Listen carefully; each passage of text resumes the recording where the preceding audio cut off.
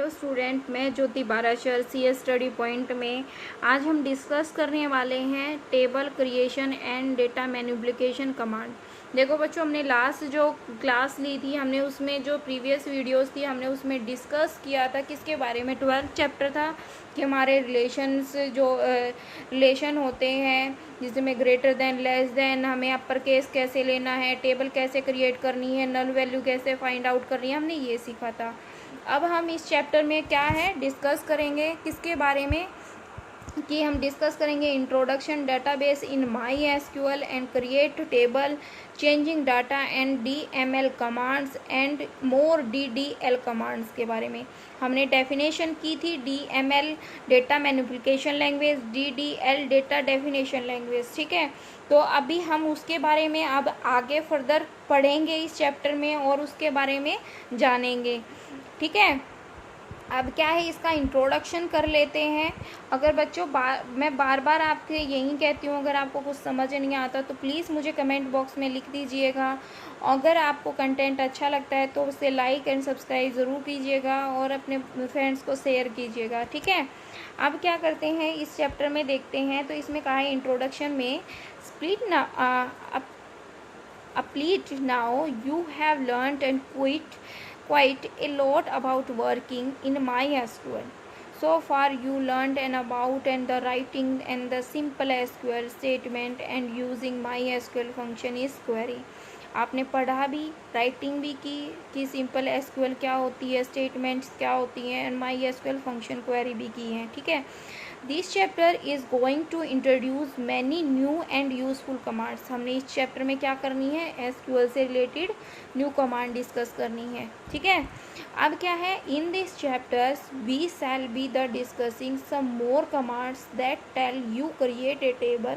हम जानेंगे कि टेबल कैसे क्रिएट होती है, add data in table, table में डाटा कैसे ऐड होता है, modify and changes data in a table, modify कैसे करते हैं, चेंजेस कैसे करते हैं, टप्पल्स डेटा टप्पल्स को कैसे, टप्पल्स क्या होती है बच्चों, रो में टेबल्स के अंदर। Let us begin with the table and certain commands जैसे क्रिएट टेबल, ठीक है। इतनी आपको समझ में आई बात, सिंपल लैंग्वेज में लिखा गया है, ठीक है। अब क्या है, डाटाबेस इन MySQL हमने पहले भी पढ़ा है, अब भी पढ़ लेते हैं। अब ये कहता है before you start A creating table create start करने से पहले यू नीड टू डाटाबेस, हमें किसकी ज़रूरत होती है, डाटाबेस की। अब क्या कहता है, which is the container two of table that the database act as a central point of administrator of the table in the database, कि हमें जो एडमिनिस्ट्रेटर है उसको डाटाबेस सेंटर पॉइंट करना पड़ेगा। The actually data is store in the table, हमारा डाटा किस में होता है, इस टेबल में। Which provide a structure organisation for the data and maintain the integrity of the data, मतलब एक यूनिकनेस हमें प्रोवाइड करना है। To create a table either you can create a new database, जब आप इधर क्या करते हो, डाटाबेस क्रिएट करते हो एग्जिस्टिंग डाटाबेस में, ठीक है। MySQL प्रोवाइड है एम्प्टी डाटाबेस, MySQL क्या करती है, हमें एम्प्टी डाटाबेस प्रोवाइड की बाय द नेम टेस्ट, ठीक है। Which you can to store your table in, but is the recommended that you create a new database before you create a group of some table and pre-training to specify application. In the coming line you are going to learn how you can create database in MySQL। हम क्या करेंगे, इसमें देखेंगे कि पहले कैसे database create किया जाता है। First step in the setting up MySQL database is to create the actually database object that you serve as a container for the table in the database, ठीक है। अभी इतनी बात तो आपको समझ में आ रही होगी। अब देखो, हम यहाँ देखते हैं कि इसने कहा क्रिएटिंग डाटाबेस, हमने क्या करना है, डाटाबेस क्रिएट करना है। अब क्रिएटिंग डाटाबेस में बच्चों हमें इन चीज़ों का ध्यान रखना है। Creating database is and the eraser text and the relatively in the simplest form of create database command talks the following syntax, की उसके फॉलोइंग सिंटैक्स हैं। आपको क्या करना है, create database in the if not exist, जो exist ना करता हो डाटाबेस नाम लिखना है, ठीक है। ये बात आपको समझ में आई। अब क्या कहता है, if not exist clause if used will first text where as a database by the mentioned name already exist or not। ठीक है, हमें यहाँ से क्या पता चलेगा कि वो एग्जिस्ट करता है या नहीं करता है। If it does that create a database command is a simplify ignore and otherwise A database with A mentioned name is create. अभी देखो बच्चों, यहाँ पे आपकी कमांड दिखाई हुई है क्रिएट डाटाबेस और माई डी नाम दिखा। यहाँ पे मैंने देखा है किस पे लिखा है, create database having a name क्या है, माई डी। आप ऐसे क्रिएट करोगे। फिर नेक्स्ट क्या कहता है, create database in not exist my D. तो क्या कहता है कि create a database having name है माई डी इफ यदि there is no database by name is already exist, की पहले से एग्जिस्ट हो। ठीक है, ऐसा भी हो सकता है हमने ये इस नाम की फाइल पहले बना रखी हो। ठीक है, क्या कहता है, अब कहता है ओपनिंग डाटाबेस। अब मैंने डाटाबेस क्रिएट कर लिया, मेरे को क्या करना है, ओपन करना है, क्योंकि उसी में तो हम एंट्री करेंगे ना। तो कहता है create database is not enough, before you create a table in it you need to open the database. To open a database you simply need to write a statement as per following syntax. तो हमारे syntax क्या है, USE and database name. USE हमारे database का name क्या रखा था, माई D. ठीक है, यही रखा था हमने ऊपर जो हमने स्टेटमेंट देखी थी। अब कहता है the only you think you need to ensure that before opening a database is that it must already exist. क्या है, वो ऑलरेडी एग्जिस्ट होना चाहिए। It must be already create to click the name of existing database you may and the write following command. अगर वो पहले से क्या है, अगर वो पहले से ही क्रिएट किया हुआ है तो क्या है, शो लिखोगे और डाटाबेस लिखोगे। जितने भी आपके डाटाबेस हैं वो खुल जाएंगे। ठीक है, और इन्वर्टेड कोमास हमें आप एंड ऑफ द लाइन ज़रूर करनी है ऐसे सिंपल से। ठीक है, अब क्या है, रिमूव करना है। अब आपने क्रिएट कर लिया, आपने 3 ऐसे डाटाबेस बना लिए, तो कुछ रिमूव भी करना हो सकता है। तो रिमूव करने के लिए आपके पास क्या है बच्चों, ड्रॉप डाटाबेस। ड्रॉप का मतलब है निकालना, रिमूव करना। क्या है, DROP, डाटाबेस और डाटाबेस का नेम। तो हम लिखोगे ड्रॉप डाटाबेस और माई डी। यही था, हमें क्या निकालना है, ड्रॉप, रिमूव करना है वो डाटाबेस। समझ में आई आपकी कमांड। फिर कहता है कि हमें क्या करना है, क्रिएट टेबल। अब हम ये कहते हैं कि मैंने डाटाबेस तो बना लिया, अब क्या करनी है, create table. Table are defined with the create tables and commands. When a table is created, its column are the name, data types and size are the simplified from each column. Each table must have at least one column. ठीक है, क्या करता है, table must has the at least one column, कम से कम एक colon होना चाहिए। Database उसी का होगा। अब ये तो है नहीं, किसी का ना तो कॉलन है ना रो है, तो हम डाटाबेस किसका बनाएंगे। ठीक है, आपके पास क्या होता है, कलेक्शन। डाटाबेस किसका होता है, collection of row and column का। ठीक है, आपको मैंने पहले ही बताया रो और कॉलन क्या होती हैं।